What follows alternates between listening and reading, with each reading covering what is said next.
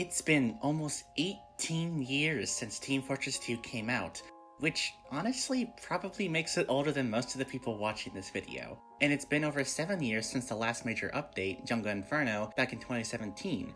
Yet, even though the game is inching towards its 20th birthday by the year, the game is still incredibly active with thousands of players every day. And while the days of big updates adding things like new weapons, cinematics, and balance changes could very well never come back, the game is still getting some decently sized holiday updates every year, with content made almost completely by the community. The fact that this game has been able to stand strong in terms of both player count and developer support, no matter how small, is something really special. But as the years go by, with the fate of the game always a mystery, it can be easy to forget just how far we've come. And while most people still playing the game likely never experienced these older updates that came out years, if not a decade or more ago, myself included, I really want those people to appreciate the long, crazy history of the game and its updates, starting from the very first Gold Rush update in 2008, all the way to Jungle Inferno in 2017. So, with all that said, welcome to a hopefully long video series I'll call TF2 Update Retrospective, where I go through every major update the game has went through, explain what they introduced and changed, and how these updates have held up all these years later, though there will be some exceptions. For one, no, I'm not going to be going through every single update the game has ever had. At the time of writing, there are currently over 810 updates to the game since release, and even trying to go through each and every one of them is a Herculean task that I am not willing to go through. So in that case, what exactly would I consider a major update? While this might vary from person to person, I'd like to consider every update listed in the major update page of TF2's official wiki for starters. If an update isn't listed here, good chance I'm not going to cover it unless it has some interesting things to note. Also, I'm probably gonna bunch all the Scream Fortress and Smithmas updates to their own video. Sorry, but I don't want to go through every Scream Fortress update one at a time. It would be a lot more fun to have an entire video dedicated to the yearly updates anyway, but we'll have to wait and see. For now, please enjoy the first of, hopefully, many videos going over the decade-long history of TF2's biggest and craziest updates. The date is April 2008. Team Fortress 2 has been out for around 6 months now, and it's nothing like how the game is today. There are no hats, no weapon unlocks, air blast for the pyro, only 6 maps, engineers couldn't pick up their buildings nor even upgrade dispensers or teleporters. Bare bones would be a pretty good term for the game, but do keep in mind that the players back then didn't know what they were missing out on all those years ago. That said, the game was, frankly, starting to get a bit stale. Playing the same 9 classes with the same sets of 3 to 4 weapons on the same 6 maps wasn't something most people were interested in, especially 6 months later. And while many of the classes felt underwhelming or boring, especially Pyro and Heavy, the Medic was one of the more obviously tedious classes. While he was certainly a powerful class, even back then, the fact of the matter was people really didn't like how passive he had to be for a slew of reasons. Not to mention how punishing it was to die as a medic, since you had to not only wait for the long-ass respawn time just to build your Uber again, any amount of Uber you had before, even if you were at 100%, was completely lost. This, along with the medic not being a very combat-focused class, made him the least played in the entire game, which would eventually be what led Valve to choose him as the star for TF2's very first major update. Information regarding the development of the Gold Rush update, sometimes considered just the medic update, is pretty scarce. The only substantial piece I could find was this IGN post detailing some information Valve gave to PC Gamer regarding some brand new weapons, one of which was the Overhealer. This weapon would replace the stock minigun and give a 200% overheal buff that never decays to your teammates instead of the usual 150% decaying overheal, at the cost of either a worse overcharge or no overcharge at all. To be blunt, this was a pretty terrible idea from the get-go, and I am very glad Valve decided to scrap this idea because it would be pretty busted like this. Along with that, Valve teased a secret item you can only unlock by getting all of Medic's achievements, with getting half of those unlocking the Overhealer. You would be able to equip these new weapons via the new loadout menu that was also being worked on. And to top it all off, there was a completely brand new game mode reveal to be in the works, where players had to escort a cart from one part of the map to the other, with 2 maps, Gold Rush and Badlands, set to be released with the new mode.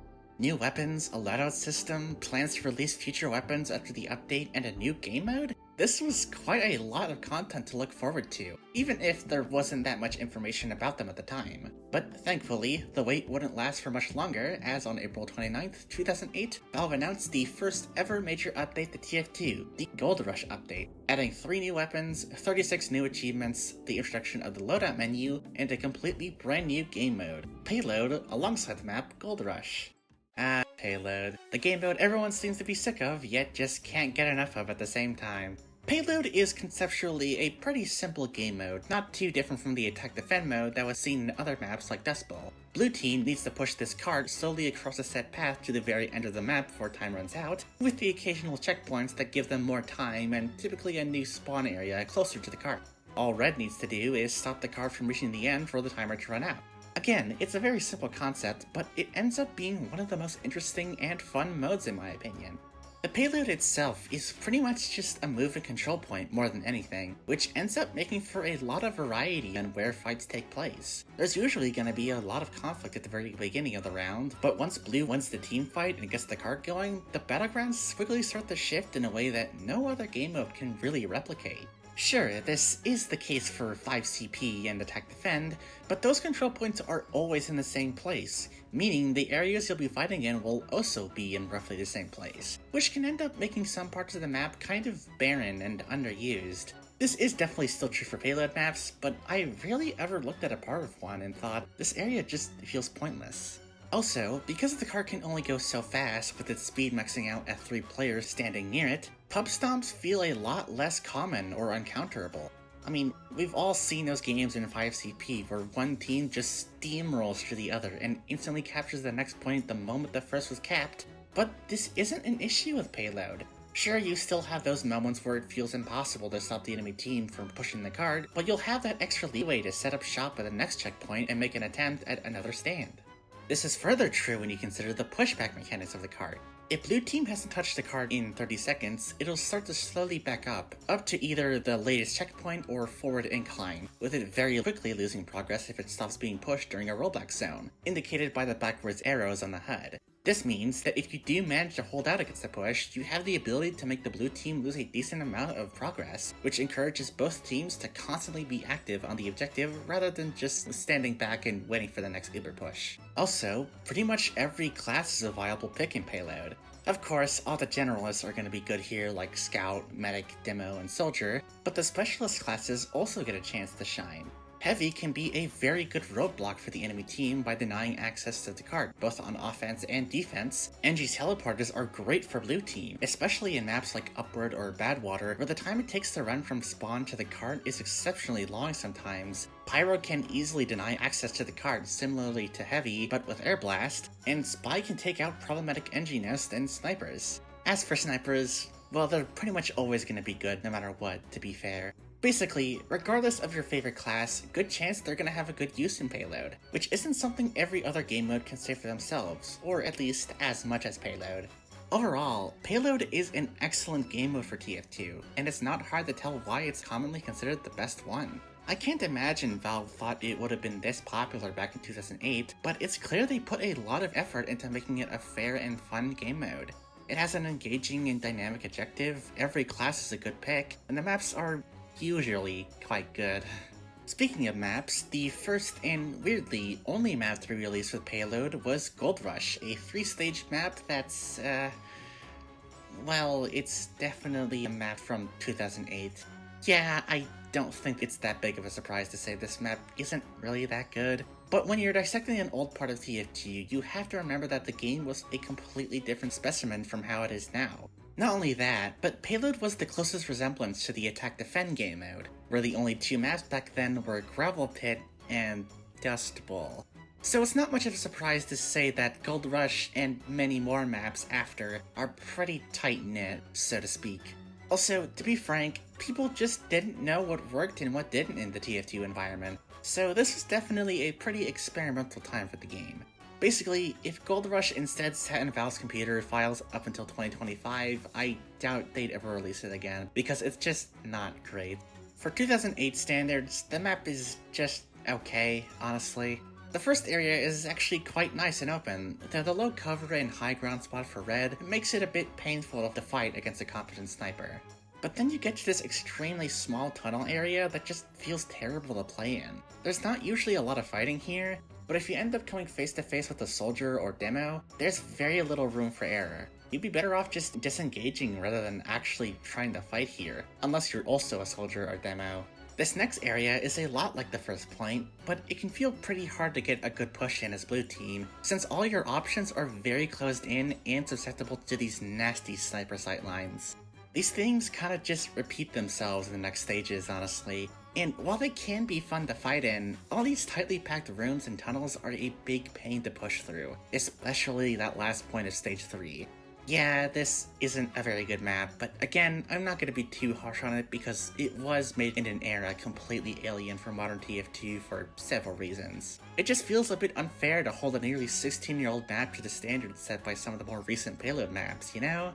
In the end, though, Gold Rush is not much more than just a relic of old TF2, but if it's been a bit since you last played it, I would recommend giving it a try just to see how radically different it was from the rest. Just don't expect it to be a 5-star map or anything. But wait, wasn't there talks about a second payload map being released? Whatever happened to the Badlands map that was mentioned in the IGN blog? Well, as far as I'm aware, Valve never officially acknowledged what happened to it, but a major leak of the game back in 2023 shows the map was decently finished, but the core gameplay was totally different from the payload we know today. Instead of blue team pushing the cart while red defends it, both teams would be fighting over one cart, with the match eventually ending once it reaches the end of one team's base. If I had to guess, this was likely an earlier iteration of payload Valve was trying, but didn't like how it was turning out, so it just got scrapped. It's actually quite similar to the Tug of War community game mode released back in October of 2024, and could possibly be a precursor that would eventually inspire the creation of Payload Race, a game mode also made by Valve that would be released years later. It's a bit of a shame an official game mode like this never saw the light of day, though looking at the gameplay, it just seems like a far slower version of 5CP. So it's easy to see why this got canned. It is nice there ended up being an eventual successor to the concept with Tug of War and sort of Payload Race, both of which do the core concept of both teams pushing a cart way better than this. But alongside this new game mode would introduce the mechanic that would end up changing TF2 and its meta for almost a full decade to come. Of course, I'm talking about the very first weapon unlocks, with all of them in this update being for none other than the Medic. Next to Pyro and Heavy, Medic was easily the most unpopular class in TF2 back then, but not particularly because he was bad. In fact, far from it, he was and still is the cornerstone of any team comp. But his viability wouldn't mean shit if no one ever wanted to play as him. Players didn't really care for Medic because he was the only class who encouraged a more passive playstyle. He was easily the worst at one-to-one combat against any other class, and even if you try to be aggressive as him, you would be heavily punished for it by not only being unable to heal your team, but also losing any and all supercharge you had prior to dying. It's honestly kind of fun to look back and see how complaints about the Medic back in 2008 are pretty much the exact same as complaints in the current day. I suppose them things just never change, especially players complaining. Either way, Valve took notice of Medic's unpopularity, which would lead to him getting some much needed content in the form of 3 new weapons, all of which would encourage a more aggressive playstyle: the Bloodsucker, the Kritzkrieg, and the Ubersaw. In order to unlock these weapons, you would first need to gain a select number of achievements for Medic. 36 new achievements were added for the class alongside everything else. In earning a third of the achievements unlock the Bloodsucker, 2/3 would grant you the Kritzkrieg, and getting all of them would reward you with the Ubersaw. And geez, that is a lot of work. I'll go over the ramifications of that later, but for now, let's talk about the weapons themselves. Starting with the Bloodsucker. Okay. I know the first reaction to the Bloodsucker is usually a visceral one, but let's just imagine the elephant in the room doesn't exist and review this thing in a vacuum. So, the Bloodsucker is a pretty simple weapon that awards the Medic a small amount of health whenever he manages to hit an enemy with a syringe. And I don't think anyone has really gotten into detail just how powerful of an upside that is in itself. Since the syringe gun is an automatic gun, you can get a ton of health back from just one clip. And that's not even including the passive health regen Medic already has. On paper, this sounds like a stupidly strong weapon, but I actually think it's quite balanced, so why do people not like it? Well, still ignoring the elephant, you have to keep in mind that this is a syringe gun, meaning it acts the exact same as the stock counterpart. That is, not very well. The syringes themselves are all projectiles and have a horrible arc, meaning you'll need to lead your shots even in close range. The damage is mediocre at best, and worst of all, every second you spend having it out is a second you're spending not healing your teammates and especially not building Uber. As such, the Bloodsucker is best used as a last resort weapon, where if you get caught out by yourself and need to make a quick getaway, this weapon can give you that slight edge you'll need with the added survivability, and in that aspect, it works pretty well. Heck, even Valve themselves stated they wanted the weapon to fill that exact role in the update page. That said, the weapon is quite frowned upon nowadays. It's most commonly associated with the battle medic playstyle, where a medic completely ditches their medigun in favor of running around and shooting syringes at the enemy. This is quite obviously not a very good way to play medic, and you're really letting your team down by not giving them the heals they need to instead be an okay at best damage dealer and not much else. But of course, I can't ignore the fact that, well, it's not the Crusader's crossbow, an extremely good weapon for medic that gives him the unique ability of long-range burst healing. Basically, if you're using the Bloodsucker, sure, it's a perfectly balanced weapon, but you have to consider the opportunity cost of not using the crossbow instead. Keep in mind, though, that the crossbow didn't exist until 2010, so what were the actual downsides to using the Bloodsucker over the stock syringe gun? No critical hits. Huh. Okay, real talk. Can you even remember the last time you saw a medic get critical hits with the syringe gun, random or otherwise? You know, excluding the crossbow, obviously. It's honestly really funny to think Valve thought this was a genuinely impactful downside for the Bloodsucker of all things. Even if I do believe a weapon having the ability to deal crits can genuinely affect how powerful it is, especially random crits. Looking at you, Scotsman Skullcutter. Just like with Gold Rush though, you should keep in mind how this was a completely new territory for Valve. So it makes perfect sense for them to not perfectly hit the mark the first time, and they actually would eventually give the Bloodsucker a far more impactful downside of reducing the medic's max health regen to 4 instead of the usual 6. Either way, while I do think you would be better off with the crossbow, I can't deny just how effective this weapon really is when it comes from retreating from a bad situation. That extra healing you can get while backpedaling to safety really can be the difference between life and death. On its own, it's a perfectly fine side grade that's good for newer medic players who haven't quite gotten the basics on positioning and staying away from fights you can't win. And the fact that it's best used in that context isn't a bad thing. It's just that once you start getting better at positioning and knowing when to bail when things get hairy, the utility of the Bloodsucker starts to wane, and the benefits of the crossbow become all the more enticing. And sure, regardless of how good you are at the class or the game, you're inevitably gonna find yourself stuck between a rock and a hard place, whether by your teammates completely beefing their shots or the enemy pulling some crazy shit no one could expect like a random crit, and now you need to get out at any cost. But even then, I still think the crossbow would be more useful overall, both as a utility for healing and a weapon for dealing damage. Seriously, you should not underestimate the damage of a crossbow shot, even at close range. A medic who knows how to hit his bolts isn't the most dangerous threat in the game, but he can certainly be hard to deal with if you aren't expecting it. And why bother trying to tickle the enemy to death with 500 syringes when you can instead deal a burst of high damage with one shot, and still have the insanely powerful ability of long-range burst healing? Yeah, as I keep going on about medic and his primary weapons, it's hard not to mention the sheer power the Crusader's crossbow gives you compared to the competition, especially the Bloodsucker. But I don't want to go too deep into the crossbow since that wouldn't be added until way later in the game's life. But from a modern perspective, don't let its existence completely deter you from trying the Bloodsucker. If you're new and just learning the fundamentals of being a medic, or content with sacrificing the utility of the crossbow for some added self-defense, the Bloodsucker certainly isn't a bad choice by any means. But once you start getting better at the class overall, you'll find the use of it to not be as effective as it used to be back when you first started out. But that's okay. Not every weapon needs to be good for every skill level or every player, so don't let that discourage you from trying out this weapon. Who knows, you might just really enjoy it. Moving on to the Kritzkrieg, a side grade to the minigun that, like the Bloodsucker, encourages a much more aggressive playstyle, but unlike the Bloodsucker, it absolutely delivers on that front.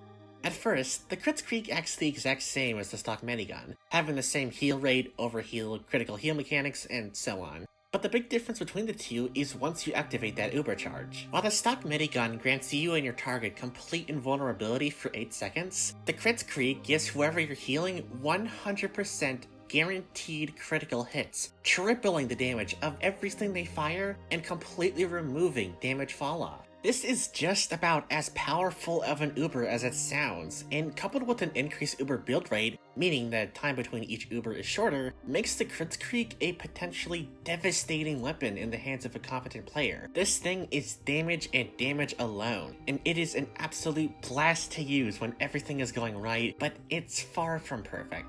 Its biggest downside is really just the opportunity cost. Or in other words, when you're running the Kritzkrieg, you're not going to have the game-changing ability of complete invulnerability the stock minigun offers, which is actually way bigger of a downside than you may think. Stock Ubercharge is one of, if not the most powerful tool in the entire game. Being able to make yourself and one of your teammates immune to every form of damage other than environmental hazards like cliffs or saw blades makes it an integral part of pushing into nearly any defended area like an NG nest on last. While this may be possible without stock Uber, it's substantially more difficult and risky, and the Kritzkrieg Uber doesn't have that kind of safety blanket. Sure, you can definitely get a ton of kills with the Kritz Uber, and that can definitely be the edge your team needs to secure the win, but you and your patient are left completely susceptible to focus fire from the enemy team, which is the main way to counter a Kritz Uber. Not only that, but nowadays, with weapons like the Battalion's Backup and the Vaccinator, which can completely nullify a Kritz Uber due to them providing immunity to crits, those high moments where you and your patient absolutely demolish half the enemy team with well-placed sticky bombs and rockets are pretty rare. With all that said, the Kritzkrieg is far from a bad weapon, or even an unfun one. It's just that, as someone who wants to play the objective, it's not one that I tend to use over the stock minigun or Vaccinator. But I won't deny how fun it can be if you're able to find a power class like Soldier or Demo you can coordinate a push with. Which was a lot easier said than done when the thing came out because it just straight up barely worked half the time. Yeah, on release, this weapon just straight up didn't work. The increased Uber build rate was broken, the unique taunt was inaccessible, including the small health boost you would get from using it. You could become permanently invulnerable by swapping from the stock minigun to the Kritzkrieg during an Uber charge, and possibly the funniest of all, the Uber charge did literally nothing in servers with the random crits turned off. Thankfully, all of these issues that made the weapon bad weren't intentional, and they would quickly get patched out in the next few months while also giving the build rate a nice buff in the heavy update that same year. Since then, it's stayed as honestly one of the most perfectly balanced unlocks in the game, and quite fun to use from time to time as well.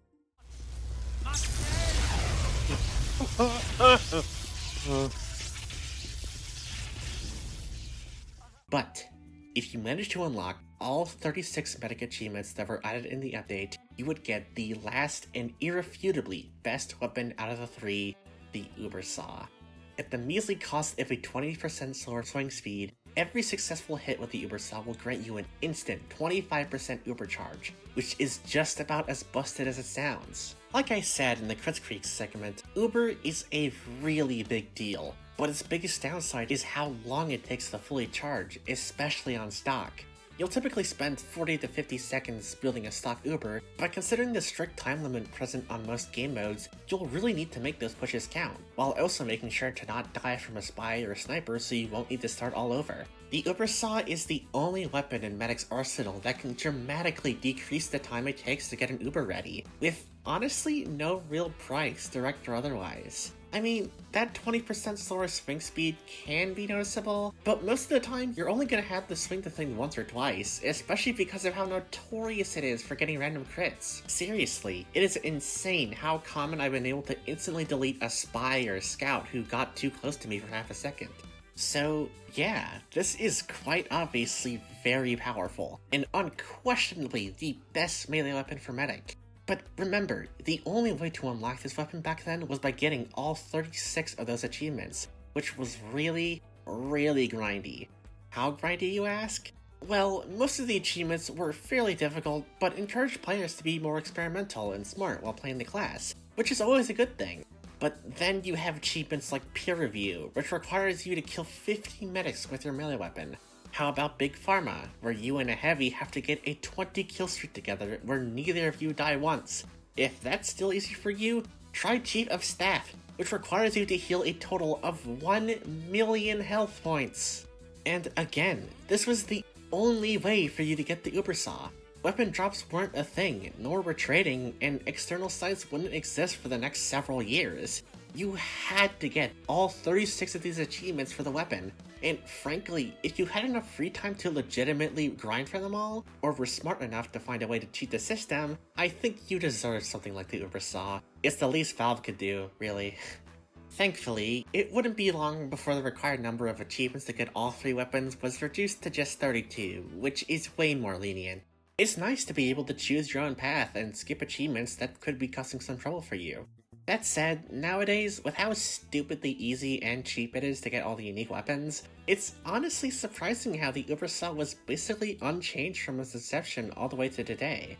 It's not broken, overpowered, or anything to the point where I'm just crying and begging for a nerf ASAP, but it did inadvertently kind of make the other melee weapons for Medic not nearly as good.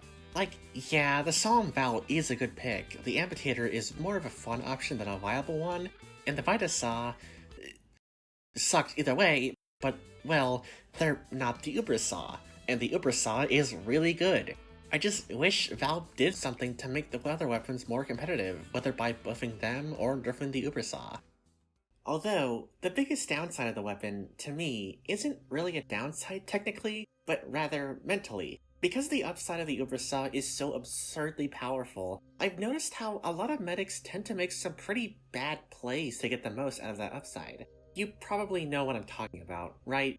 You're fighting an enemy gamer with your medic, you're doing fine, there's no problem, until all of a sudden your medic locks eyes with a random spy or a scout and drops everything he's doing to get a hit or two with the Uber Saw. Sure, sometimes they're gonna get a few hits in and spike his Uber, but most of the time, he's just gonna die and end up wasting the Uber he already had. Seriously, the amount of times I've seen a medic just blindly rush toward an enemy, wreck abandon, just for some Uber is way too high to count at this point. To be fair, in most casual games, the enemy team won't be good enough, nor smart enough, to punish this absurd misplay on the medic's part, but it can end up forming some really bad habits you're gonna have a tough time shaking off.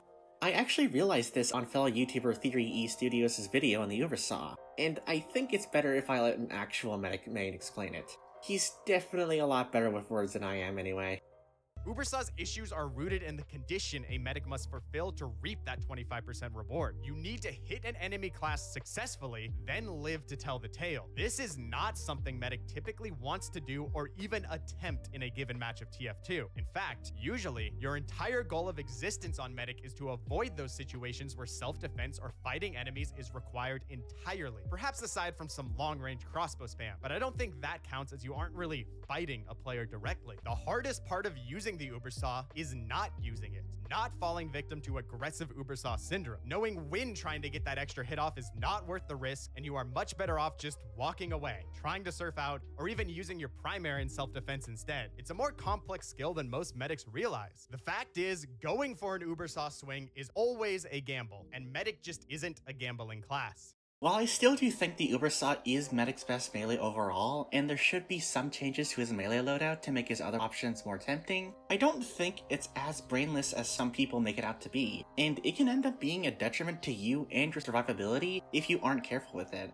It's actually not too dissimilar to what I talked about in my video on the base jumper, though unlike that weapon, it's pretty much universally agreed upon that the Uber Saw is good.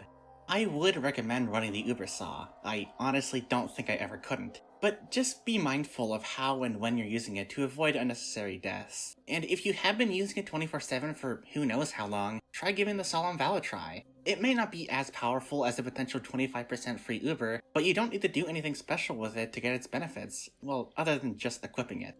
And that's all 3 of the weapons added in this update. While looking at it from the perspective of modern TF2, the Bloodsucker and Kritzkrieg's benefits may not be the most sought after, all 3 of these weapons did the exact job Valve wanted them to do in the first place, encourage a more aggressive playstyle for the medic. And on that front, I think they accomplished this goal perfectly, all without drastically violating the core role of the class as a supportive healer, which is really impressive, especially how this was completely new grounds for the game as a whole. These weapons easily could have been absurdly overpowered or worthless on release, but they were all decently well balanced at the time. Although, back when they first came out, there was a pretty major problem with using them over stock. The Kritzkrieg was a perfect side grid from the Medigun, granting one advantage while giving up another. But the Bloodsucker and Ubersaw's downsides really didn't mean anything. And it's not like there was any competition with other weapons because the only other weapons at the time had literally no upside to them. Because of this, there was pretty much no reason not to use the Bloodsucker or Ubersaw compared to stock, though as the list of medic weapons increased, so too did the amount of options the class could pick from that weren't stupidly obvious, at least for the Bloodsucker. I wouldn't be surprised if Valve knew this at the time, as they made it clear they were going to add more weapons for all the classes in future updates, which was quite exciting. But before we move on from the weapons, you might be asking, how do you go about equipping them? Well, added alongside the new weapons was the introduction of the loadout menu, which is pretty self-explanatory to be honest. It was a lot more bare bones than today though, since there wasn't a backpack system and the only equipable weapons were all for medic at the time, so it wasn't all that interesting for now, but later on, with more weapons being released alongside the backpack and crafting, it would eventually be like how we see it today. The loadout menu being added is something I never really thought about until looking at the update page. It's been such an integral part of the game for so long that it didn't ever occur to me that it wasn't always a thing. But to top it all off, Valve released the 4th Meet the Team video. And since this update mainly centered around Medic, that obviously means the next one is going to be Meet the Scout. Huh. Yeah, this is something that's always weirded me out. The Meet the Team videos are all completely out of order, and only 3 of them were actually released alongside their class's respective update. Heck, the very next update on Pyro would end up releasing Meet the Sniper as well. You know, a class notorious for countering Pyro. Nowadays, he's known for countering everyone. It was pretty obvious Valve didn't intend on releasing them to supplement a class update. Rather, they just released whatever class they wanted to do next, regardless of whether it made sense or not within the update. But hey, they eventually did exactly what was expected by releasing Meet the Medic and Meet the Pyro in their respective second updates, the Uber update and Pyromania. So it's not a big deal, it's just kind of weird to look back on. Meet the Scout itself is a great short though. It perfectly encapsulates the Scout when it comes to both his personality and gameplay, with that classic Valve polish right on top of it. Like how the camera gets a visible smear when he taps it with his greasy little hands, it's great. Maybe this is just a me thing, but this short always felt like one of the more forgettable ones. It's not bad by any means, it's just usually one of the last I think of when TF2 SFM shorts come to mind. That could easily just be because I don't really care for Scout endgame, but I'm curious if anyone else feels the same. I would love to hear your guys' thoughts on the Meet the Team series in general. And that concludes the Gold Rush update. While on its own, a bit underwhelming with only 3 new weapons, 1 new game mode, and 1 map to coincide it, the update would instead lay the foundation for some of the most iconic parts of TF2 to come. Weapon unlocks, payload, the loadout menu, even smaller things like the unique update page would all be crucial to shaping the game into its modern self. Although, looking back, it was a bit odd how Medic was the first class to be given this kind of treatment, especially considering Pyro, another notoriously unfun class, was arguably much worse off than Medic was at launch. Maybe Valve just really wanted people to play Medic, which does make sense considering he is a pretty important class, way more so than Pyro. Either way though, Pyro was in desperate need of some content, and Valve seemed to agree as they'd be the focus of the next major update just a few months after Medics, with the Pyro update on June 19th, 2008. But that's gonna have to wait until next time because this video has already been going on for way long enough. Real talk, I seriously underestimated how long this video was going to take to get out. I originally planned to cover all 3 of the major updates in 2008 in one big video, but as it started to look over an hour long, I decided to instead split them all into their own, slightly smaller videos. But hey, that'll give me the time I need to articulate my thoughts some more, and I already have a lot of the script and footage I need for the next 2 videos, so hopefully the wait shouldn't be as long as this one was. Thanks for watching. Sorry if I got any bits of information wrong. This was a lot more research than I'm used to doing for any one video. If you have any recommendations on how I would be continuing the series, I'd love to hear it. But that's enough from me for the day. Make sure to do the usual subscribing and liking stuff, and until next time, see you in the summer update that's hopefully coming soon.